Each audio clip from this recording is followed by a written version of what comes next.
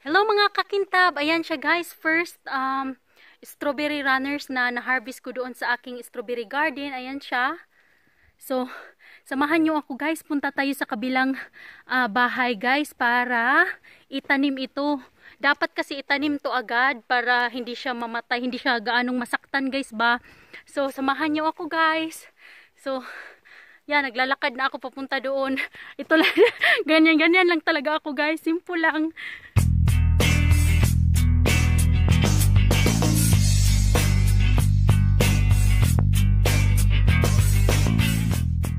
So, sinong may gustong mga strawberry guys? Ang dami oh. Isang box ng strawberry runners. I-replant ko doon sa kabilang bahay. Kasi doon na kami, pag soon magtapos na yung bahay, doon kami lilipat. Kaya yung mga strawberry runners, doon ko na itatanim. Ayan siya. Ayan yung strawberry. Yan, strawberry runners yan guys. Lipat ko doon sa kabila. So, kaya lakad lang guys. Kasi ma-exercise din to guys. Pag lakad-lakad. Hindi na sasakay. Pwede naman akong sasakay guys. Pero, mas choose kung lumakad kaysa mag-drive doon sa quad. Pupunta sa aming kabilang bahay. Kakapagod din guys. Yan.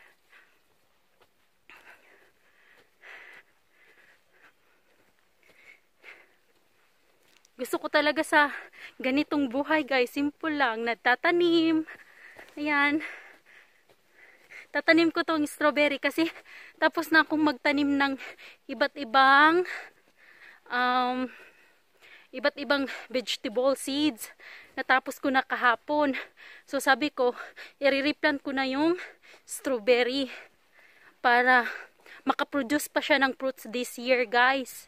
Itong runners, pero hindi nga lang marami, pero nagpo-produce din siya ng fruits. Ayan. Kakapagod maglakad, ang haba pa naman ng lakarin ko. Pakita mo, hinto muna tayo guys kasi papagod ako. Ayan, alam nyo ba kung ano yan guys? Strawberry din yan guys, wild nga lang, sobrang liit niya guys, pero sobrang tamis ng bunga. Ayan, ang dami papunta doon.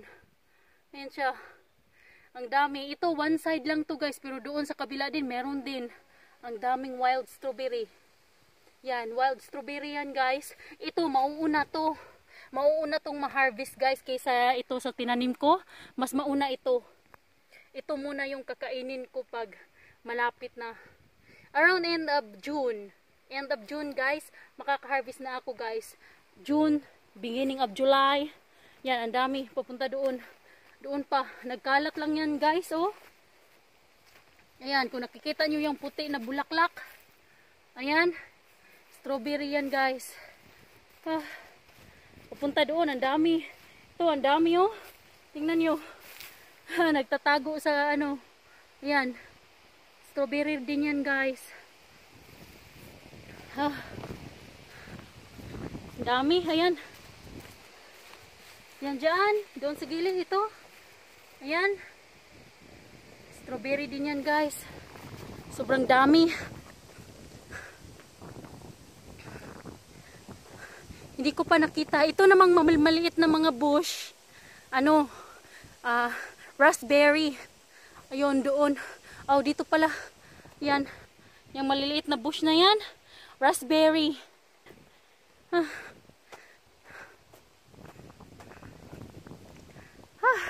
Napapagod din ako maglakad guys, but I need this exercise guys para naman ay para naman maging healthy tayo. Ayan guys, wild strawberry guys, kita nyo ba ganyan? Ayan guys, sobrang dami. At saka ayan, ang lalaki nito guys kasi yung dahon niya malaki, yung bulaklak niya ay malaki. Ibig sabihin yan guys, malaki din yung prutas niya. Ayan, papunta doon oh. Yan, wild strawberry. Yan, daming wild strawberry. Pag malaki kasi ang bulaklak ng wild strawberry guys, ibig sabihin, malaki-laki din ang ma-harvest nyo na strawberry fruit. Yan yun. Pag maliit naman, sobrang liit din ang strawberry fruit na makukuha nyo doon sa wild strawberry. Ganon din sa mga strawberry na ganito. Pag malaki ang bulaklak, malaki din ang strawberry fruit. Dumating na ako guys. Ayan. Ayan, dumating na ako guys. Hindi na ako natatakot guys, mag-isa. Nasanay na. Ako lang mag-isa. Walang katao-tao dito. Pag may wild animals, sisigaw na lang ako. Wah! Kasi wala naman talagang tutulong sa akin. Sisigaw na lang ako sa takot, yun lang. Tapos wala talagang magre-rescue kahit ano pang sigaw mo guys. Ano ka na lang, anong tawag yan? Doon ka sa ilalim ng sasakyan or akit ka sa bahay kung makaya mo, kung hinahabol ka na ng mga wild animals. Guys, dumating na tayo guys. Ayan na yung garden ko. Lagay ko to guys dito. Aboy. There. Yan yung nire-replant ko guys. At saka dyan. Yan yung garden ko na tapos na. So half of the plastic tarp guys, lalagyan ko yan ng strawberry. At saka ito namang walang tarp, lagyan ko rin siya ng strawberry guys. We'll see kung ano yung mas magandang idea. Lagyan ba ng tarp or wala. Yung ganito lang. So itry natin yan guys. So start na ako guys ha. Magtanim. Nakakapagod man pala. Maglakad uy. Parati ako naglalakad pero kakapagod pa rin. Ayan. So ayan guys, ipapakita ko rin sa inyo guys kung paano ako magbutas ng ganyan. Gunting ang ginamit ko guys. Gunting na. Kasi mas madali yung gunting guys. So ganyan lang. Tapos i-circle. Mas madali siya guys. Kaysa sa utility knife. Yan. Yan lang. So, tingnan natin dito sa kabila. Try natin ulit. So, yan lang.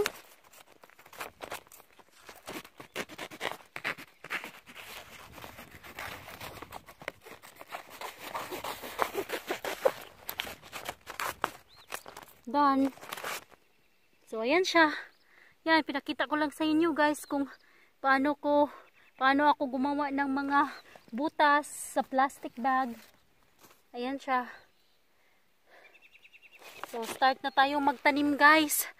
Start na ako ng dalawang linya ng circle at nagtry na rin akong magtanim guys. Ayan. Try ko siya guys kung yung circle na gagawin ko ay big enough para sa strawberry. At big enough naman siya guys, kaya nag-continue ako dito at ipapakita ko sa inyo guys kung paano ko tinanim yung strawberry. Ayan siya. So, kuha muna ako dito guys, kasi meron ako dito. Ayan, kuha tayo ng dalawa para ipakita ko sa inyo kung paano ko tinanim. So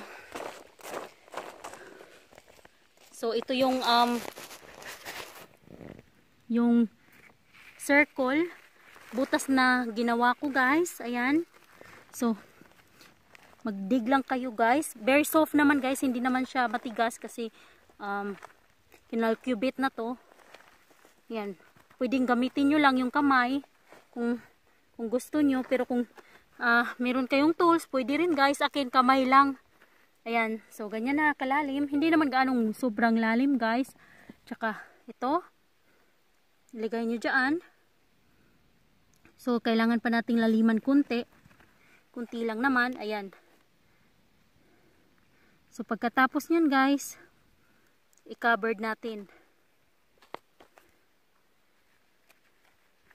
Medyo mahirap kasi isang kamay lang gamit ko, kasi yung isa ay naghawak ng camera. So ayan siya guys. So, ganyan lang naman. Very simple lang ang pagtatanim ng strawberry runners. Wala namang mga kailangan pang gawin. Kasi ganito lang kami magtanim guys. At nabuhay naman siya. Yan, nabuhay naman siya guys. So, yan lang din ang ginawa namin ngayon. Ayan. Make sure na tight siya guys, pero wag naman yung tight na tight talaga, pero make sure na tight yung pagkabaon nyo para hindi siya magtagilid or hindi siya gumagalaw. Yan, kasi wala pa siyang hawakan guys, kasi nga bagong replant pa lang, so kailangan na medyo i-push down nyo siya. Ayan, so yan lang. So dito naman tayo sa kabila guys. So itatanim ko tong isa, ito siya. So yung mga malalaki guys, ito, tapon.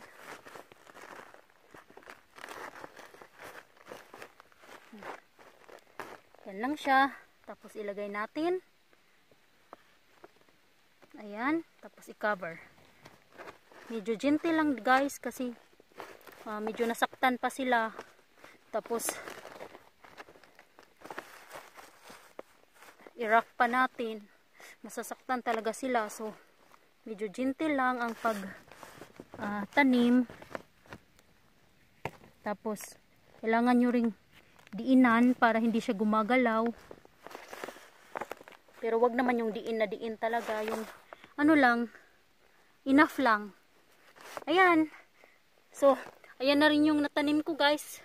Ng mga strawberry. Ayan, papunta doon. At saka, itry ko rin ditong continue on guys, at ipapakita ko sa inyo pagtapos na guys kung itanim, kasi nahihirapan talaga ako guys magtanim tapos nakahawak ng camera. Pero dito din guys, itatatanan ko rin yan siya ng strawberry. Salamat guys, salamat sa pag-watch sa aking video. Shout out sa inyong lahat at maraming salamat guys. Bye bye.